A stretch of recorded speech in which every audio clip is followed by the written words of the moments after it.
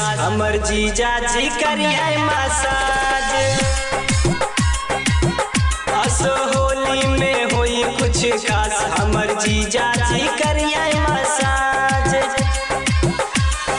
पहनले बानी डलदरे जीजा जी कहे मन करे, जीजा जी कहे बड़ खास जीजा जी करिए मसाज।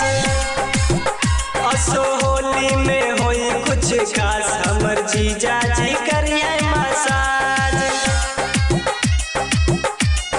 डीजे विकास मटियार कला सीतामढ़ी। हमर देखी जवानी जीजा कर छेड़खानी, जीजा बुझेला हमरा खेलवाना हो।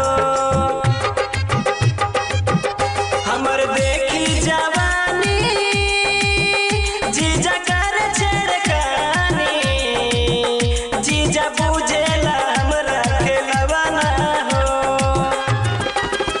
खाली रहे हमारे आस पास हमर जीजा जी करिए मसाज। डीजे विकास मटियार कला सीतामढ़ी।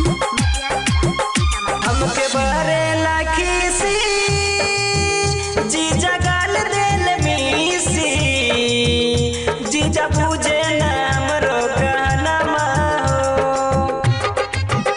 हमके बरे लाखीसी जीजा गाल देल मीसी, जीजा बुझे नाम रो कहनमा हो। हम कैसे करी बर्दाश्त हमर जीजा जी करिए मसाज। डीजे विकास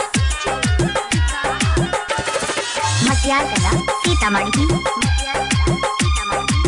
सुन काशीनाथ बिहारी देला चोलिया के पारी, सुन दीदिया से सुन बगारी हो।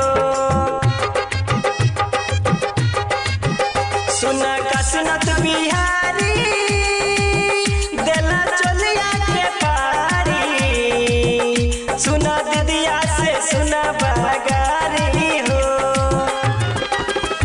आज घर में बनी मिजाज हमर जीजा जी करिए मसाज। असो होली में होई कुछ खास हमर जीजा